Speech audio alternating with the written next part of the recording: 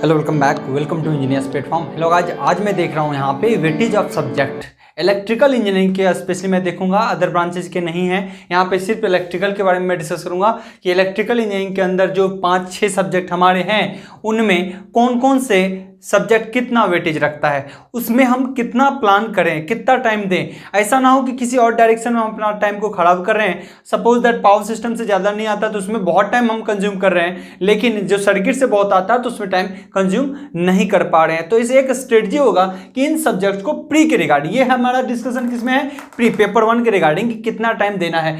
Main subject की अगर बात की जाए तो यहाँ पे आप सब्जेक्ट को देखोगे हमारा सर्किट थ्योरी, जिसमें इंक्लूड बेसिक इलेक्ट्रिकल भी है, नेक्स्ट है इलेक्ट्रिकल मशीन, नेक्स्ट है मेजरमेंट, नेक्स्ट है पावर सिस्टम, नेक्स्ट है बेसिक इलेक्ट्रॉनिक्स, नेक्स्ट है utilisation of electrical energy and estimation and costing. बहुत छोटा होता है पार्ट एस्टिमेशन एंड कॉस्टिंग का, लेकिन हम एक बार डिस्कस जरूर करेंगे किस तरीके से पेपर हमारा वेटेज रखता है। तो देखिए सबसे ज्यादा अगर वेटेज रखता है तो वो है हमारा नेटवर्क सर्किट थ्योरी। ध्यान रहे, कम से कम टाइम में यहाँ पे आउटकम आपको ज्यादा से ज्यादा देने का कोशिश करूंगा कि नेटवर्क में कैसे प्लान करना अपने को।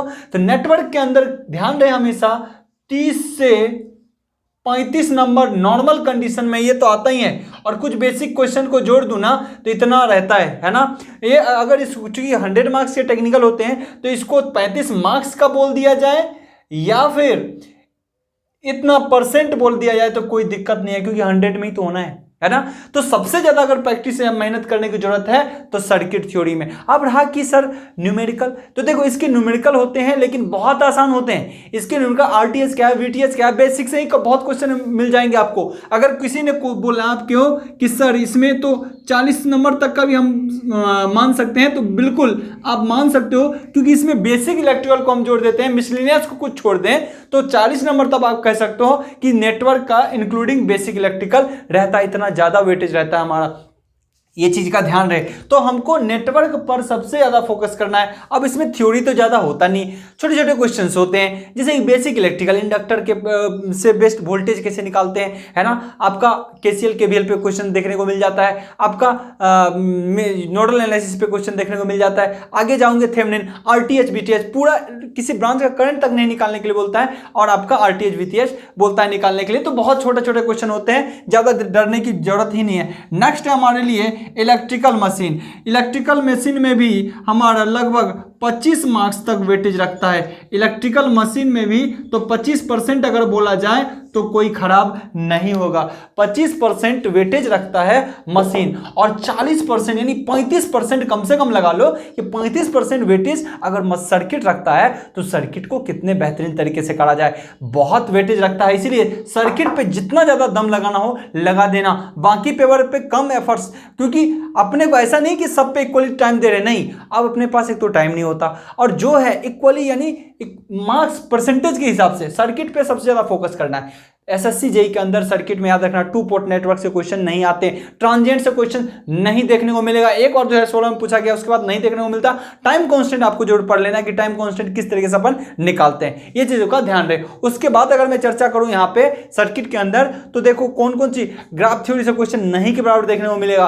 तो यानी मेन तो 5 ही टॉपिक है। बेसिक इलेक्ट्रिकल है ना, बेसिक को बहुत अच्छे से कर लो, उसके बाद थ्योरम्स को कर लो, नेक्स्ट एसी एनालिसिस को कर लो, आप म्यूचुअल कपलिंग यानी मैग्नेटिक सर्किट को कर लो।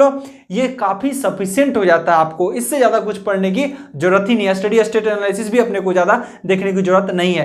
तो ये बेसिक इलेक्ट्रिकल बहुत आसान है, बेसिक टॉपिक को पढ़ो, आर इक्विवेलेंट कैसे निकलता है, यही क्वेश्चन बहुत ज्यादा देखने को मिल जाएगा। मशीन की बात करूं, मशीन में अगर बात करूं तो 25% वेटेज रखता है, तो इन दोनों पेपर पे आपको बहुत ज्यादा फोकस करने की जरूरत है। मशीन की अगर बात करूं तो 25% मार्क्स बहुत मैटर करता है, 1/4, और ये 1/4 से भी ज्यादा, 1/3 उससे भी ज्यादा, है ना।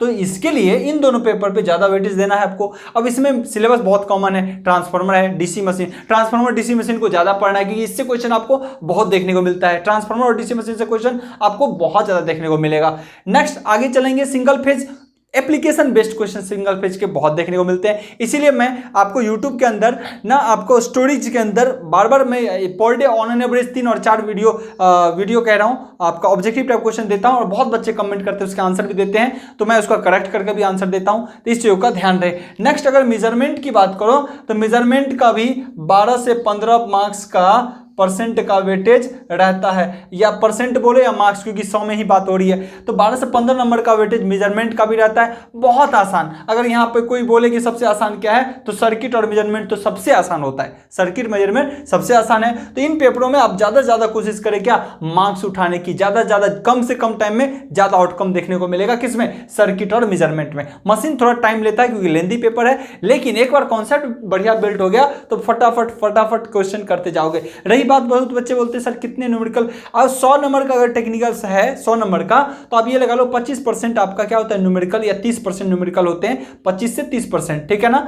हर सब्जेक्ट के इंडिविजुअली बात करूं तो इसमें मोस्टली थियोरिटिकल ही देखने को मिलता है। मेजरमेंट के सर्किट की बात करूं तो इसमें तो आपको 70% आपको क्या दिखेगा, न्यूमेरिकल। इसमें कितना परसेंट दिखेगा, न्यूमेरिकल सब, लेकिन आसान न्यूमेरिकल होते हैं। चलिए मेजर पावर सिस्टम की बात करूं तो इसका भी वेटेज वही रहता है 12 से 15, हार्डली 12 से 15% हार्डली। पावर सिस्टम का वेटेज मेजरमेंट से कभी ऊपर नहीं जाता, उससे कम ही रहेगा, ठीक है ना। वो बात अलग है, कोई पावर सिस्टम के अंदर यूटिलाइजेशन के क्वेश्चन को जेड़ देते हैं, हमने सब्जेक्ट को अलग कर रखा है, ठीक है ना। ये चीज का ध्यान रहे, इसमें इतना करना है। और नेक्स्ट, अब यहां पे देखो पावर सिस्टम को बहुत ज्यादा मैं देखता हूं ना, बहुत पूरा भर रखा है। पावर सिस्टम में जितना बताया जाता है ना आपको, पूरा कैलकुलेशन पार्ट कहीं नहीं पूछता। आप देखिए क्वेश्चन उठा के, कहीं नहीं पावर सिस्टम से इतना कैलकुलेटिव पार्ट पूछता है।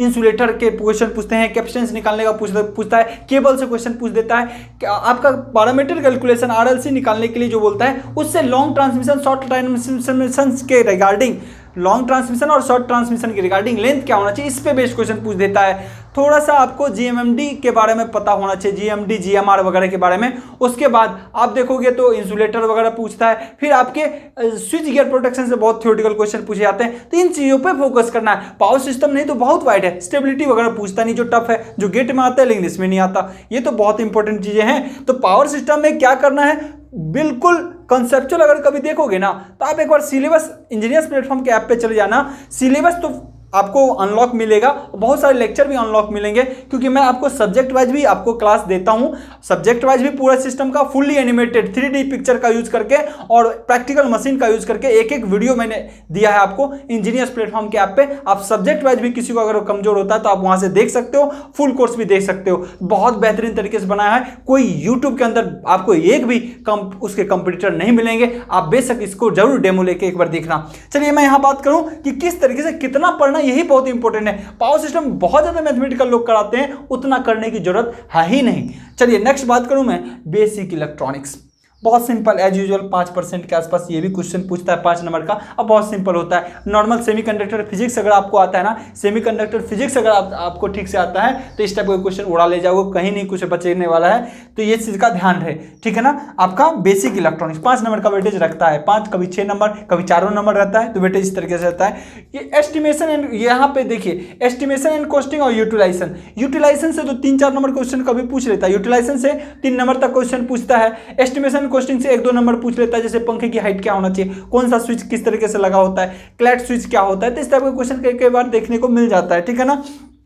यूटिलाइजेशन में वेल्डिंग 4-5 क्वेश्चन है, अभी मैं कराऊंगा आपको, ऐप पे ही करवाऊंगा, हो सकता है तो यूट्यूब पे भी प्रोवाइड करूं कुछ लेक्चर आपको। तो वेल्डिंग का इसमें गिन के कुछ टॉपिक है, एलिमिनेशंस आपको पढ़ लेने हैं, वेल्डिंग पढ़ लेने हैं, ट्रैक्शन वगैरह पढ़ लेने हैं, बस उसी से 3 नंबर आना है। और उतना ही पढ़ना, 3 नंबर के लिए अपने समुद्र नहीं पहुंचना है, कुछ इंपॉर्टेंट टॉपिक पढ़ लेने हैं, उसके एमसीक्यू लगा लेने हैं, चाहे जेबी गुप्ता से लगाओ या किसी भी जगह से लगा लो, है ना, आर के राजपूत से लगा लो, और वो एमसीक्यू पे लगा लो, मच मोर सफिशिएंट है। वो 2 क्वेश्चन लगा लो, उससे आ गया तो ठीक, नहीं तो नहीं, कम से कम 1-2 क्वेश्चन तो अपन लगा लेंगे ना। यूटिलाइजेशन की बात कर रहा हूं सिर्फ, है ना। तो ये चीजें ध्यान रखें। एस्टिमेशन कॉस्टिंग से भी 5-7 क्वेश्चन आप, यानी क्वेश्चन तो कम पूछे जाते हैं, 1 से 2 क्वेश्चन पूछे जाते हैं, लेकिन आप मतलब 50-100 क्वेश्चन अगर लगा लेते हो ठीक ठाक, तो इससे भी क्वेश्चन बन जाएगा। इसका भी परसेंटेज अगर बोला जाए तो 5% का वेटेज लगभग इन दोनों पेपर को मिला के। अदरवाइज यूटिलाइजेशन पे ही फोकस करिएगा। एस्टिमेशन एंड कॉस्टिंग बहुत ही बेकार तो क्या होता है, पर मतलब अच्छा इतना टॉपिक नहीं होता, पढ़ने में बहुत बुरा लगेगा। हालांकि सेमेस्टर में आप लोग पढ़ते हो, रट के एग्जाम देते हो, तो वो बात अलग है, लिखना ही तो होता है, एग्जाम में पास करना होता है, जितना लिख दो।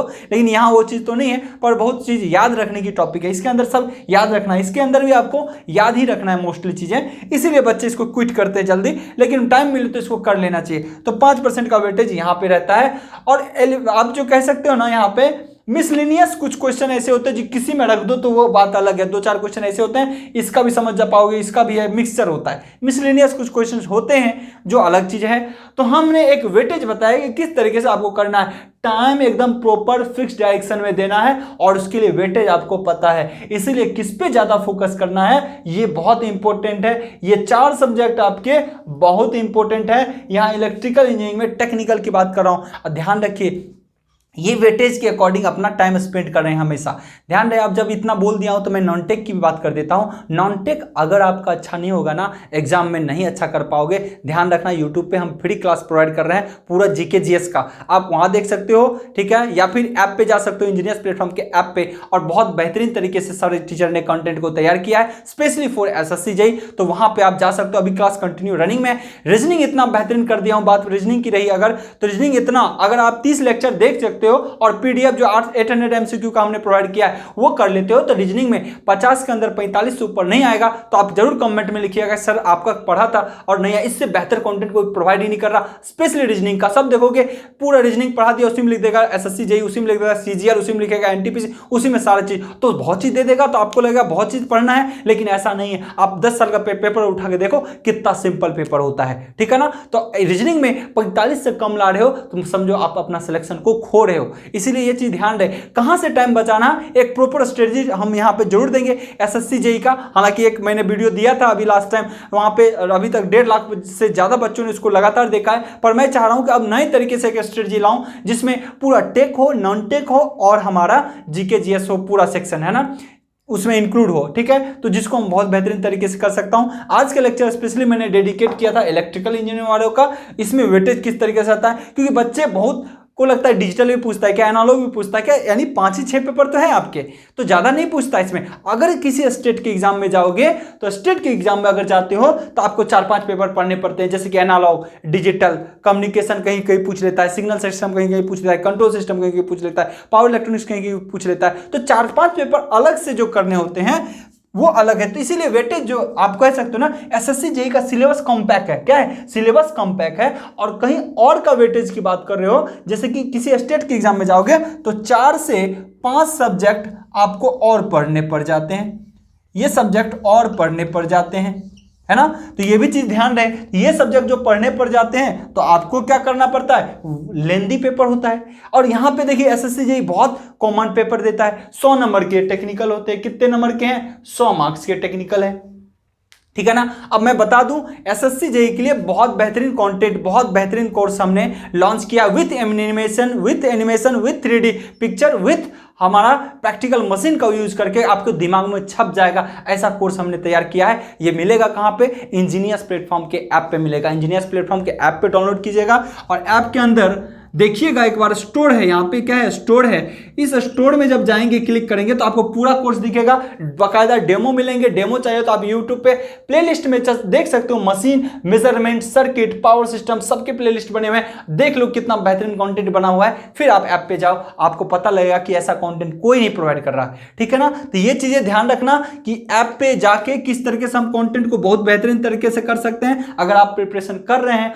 तो बहुत अच्छे तरीके से इसको करिए, लग के ऐसा कंटेंट आपको कहीं नहीं अवेलेबल होगा कि वेटेज है, वेटेज के अकॉर्डिंग एक एक चीज को डील किया गया है। इसके अंदर पूरा कोर्स, वीडियो कोर्स अवेलेबल है, पीडीएफ अवेलेबल है, विथ एमसीक्यू अवेलेबल है, और इसी पैटर्न पे अब मार्केट में आपके बुक आने वाले हैं जो आप पढ़ोगे उसको लिखने की जरूरत बाद में नहीं पड़ेगी। सेम मटेरियल बुक मार्केट में अवेलेबल होने वाला है बहुत ही जल्दी। तो मुझे नहीं लगता यहां तक कोई दिक्कत आपको होना चाहिए। ध्यान रखें ये 5 सब्जेक्ट के लिए अगर किसी को जेईई प्लस एई दोनों लेना है, जेईई प्लस एई दोनों लेना होता है, जेईई प्लस एई दोनों लेना होता है, तो कोई एसएससी जेईई, बहुत बच्चों ने एसएससी जेईई का ले रखा है कोर्स, ठीक है ना, तो आपको अलग से ये 5 सब्जेक्ट का एक पैकेज मिल जाएगा जो आप कभी स्टेट जेईई एई के लिए भी देना चाहो तो ले सकते हो। ऐसे एक मास्टर कोर्स हम अवेलेबल करा रहे हैं जिसमें सब होगा, जेईई एई इस दोनों का मिक्सर होगा, लेकिन बहुत स्टूडेंट ने इसी को परचेज कर रखा है एसएससी जेईई, क्योंकि हमने उस टाइम लॉन्च ही किया था नया।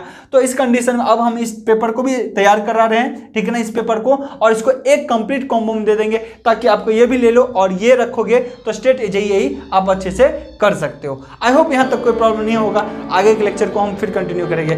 Good luck, have a nice day.